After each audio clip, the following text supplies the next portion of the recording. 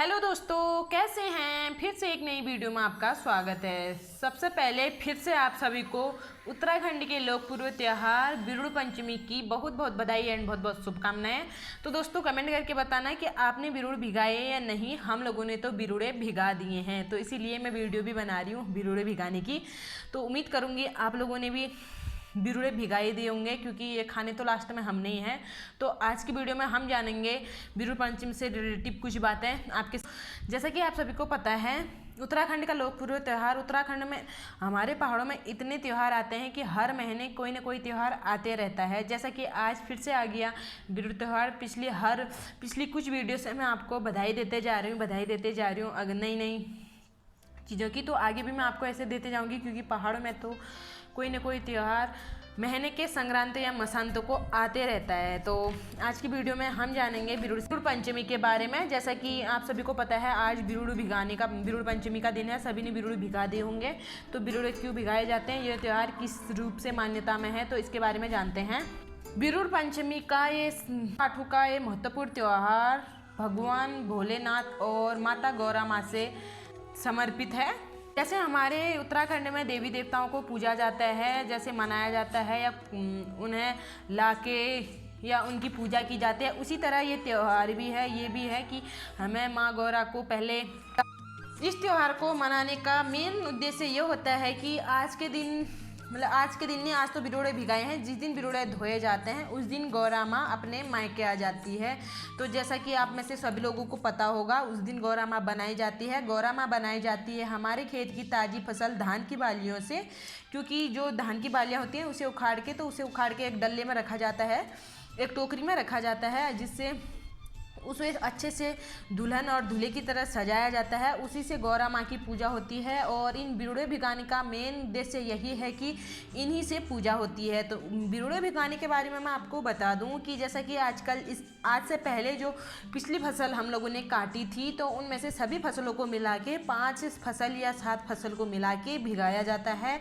और इसी फसल से माँ गौरा की पूजा की जाती है। और भगवान भोले शंकर की भी ऐसे पूजा जाती है। इन दोनों को कहा जाता है गौरा महेश्वर होता है। और इसी के बीच हमें जो हमने यहाँ बिरुड़े भिगाए हैं, जिस दिन ये बिरुड़े धुलेंगे उसके बाद उस दिन गौरा माँ आएगी और महेश्वर आते हैं। और पहले गौरा माँ आती है अपने मायके, फिर महेश्वर आते हैं अपनी गौरा को मनाने के लिए। तो ये उद्देश्य मेन माना जाता है, इसलिए ये हमारे पहाड़ों में बहुत ही महत्वपूर्ण माना जाता है। और इसी के बीच जैसे शादियों में डोल धम्मू बनाए जाते हैं, इसी में बहुत ही खूबसूरत गीत या फिर खेल जिसे कहे जाते हैं, तो ये गा भी माना जाता है कि जिस दिन बिरुड़े आज तो भीग गए, जिस दिन धुलते हैं उस दिन से पहाड़ों में ठंड शुरू हो जाती है। जिस दिन से बिरुड़े के धोने का पानी गाढ़ में चले जाता है, यहाँ की नदी नालों में चले जाता है, उस दिन से ठंड बढ़ जाती है। लेकिन आप देख सकते हैं ठंड पहले बढ़ चुकी है। मैंने स्वेटर पहन ली क्योंकि ठंड सच में बढ़ चुकी है।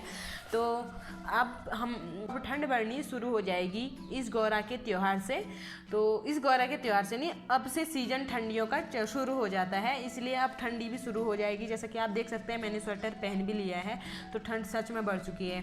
तो दोस्तों जैसा ही आज तो कुछ खास वीडियो है नहीं, क्योंकि मैंने आपको सिर्फ बताने के लिए बनाया है। तो अगली वीडियो बहुत इंटरेस्टिंग आएंगी, क्योंकि अब आगे आपको खेल देखने को मिलेंगे। और परसों मतलब एक दिन अंदर रहते हैं बिरुड़े, तो तीसरे दिन या चौथे दिन नदी नाले या फिर साफ पानी से, शुद्ध पानी से, जो गधेरे में खुद ही फूटता है, खुद उपज होता है जो पानी, उस पानी से इन बिरुड़ों को धोया जाता है सभी गांव वाले एक साथ मिलकर। और उस साफ पानी से बिरुड़ों को धोने के बाद फिर मंदिरों में भी चढ़ाया जाता है और खूबसूरत खेल गाए जाते हैं। अपने चीज़ें होती हैं उसे गीतों के रूप से माँ गौरा और महेश्वर तक पहुँचाया जाता है हमारे पहाड़ों में।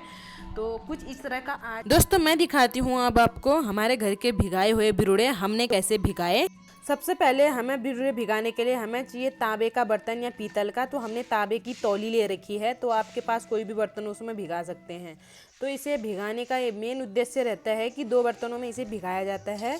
और इसमें सबसे पहले हम लगा रहे हैं गोबर। तो आमा लगा रही है यहाँ पे गोबर, वो भी गाय का। तो ऐसा नहीं कि किसी का गोबर पड़ जाए उसे लगा देना, ऐसा नहीं है। तो गाय का गोबर लगाते हैं, ऐसी मान्यता मानी जाती है पहले से भी। कोई भी शुभ कार्य हो तो उसमें गाय का गोबर ही लगाते हैं। तो इसमें गाय का गोबर लगाने के बाद सभी जगह एक एक पौधे दूबे के भी लगा दिए हैं। तो दूबा भी यहाँ पे लगाया जाता है, मेन उद्देश्य दूबा का भी होता है। इसी के साथ इसमें तिलक लगा दिया जाता है। तिलक पिठा से इसे तौली को अच्छे से सजा लेते हैं।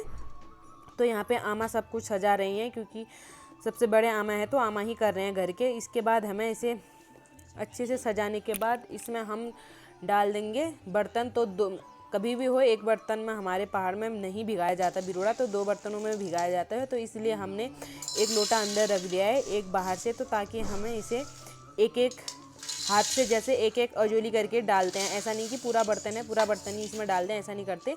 तो एक एक बार 2 बार ऐसे डाल दिया, तो अब हम पूरी बर्तन से ऐसे डाल सकते हैं। तो ये हमारे बिरुड़े हमारे तैयार हैं। हमने कम ही भिगाए हैं, कुछ बाद में भिगाएंगे खाने के लिए। तो अभी गौरा को चढ़ाने के लिए भिगा रहे।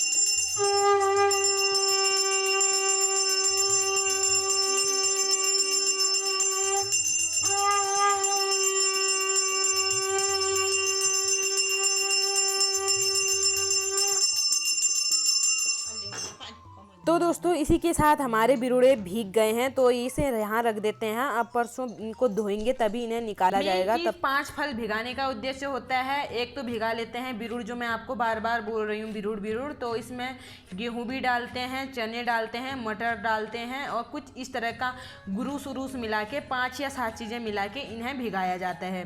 तो इसके बाद गौरा महेश्वर आती है, तो 2 दिन पहले, उस दिन तो गौरा महेश्वर साथी आ जाते हैं। उसी के साथ फिर उनकी पूजा करने के बाद 1-2 दिन वो अंदर ही रहते हैं। तो उसके बाद जब बहुत खेल लग जाते हैं, जब लोग खेल लगा के भरपूर आनंद ले चुके होते हैं, तो उसके बाद गौरा महेश्वर को सिलाया जाता है। कहने का मतलब मंदिर में पहुंचाया जाता है। इसलिए उस दिन गौरा माँ की विदाई हो जाती है। वो माँ आती हैं तो वापस भोले शंकर के साथ चले जाती हैं, जिस दिन हमारे यहाँ गौरा सिलाई जाती है। कोई वीडियो अच्छी लगी होगी, क्योंकि आज की वीडियो में मैंने आपको खास बताया नहीं, लेकिन मैंने बताया गौरा माँ के बिरुड़े भिगाने से रिलेटिव कुछ चीज़ें। तो अगर आपको ये वीडियो अच्छी लगी है तो लाइक शेयर एंड सब्सक्राइब ज़रूर करें।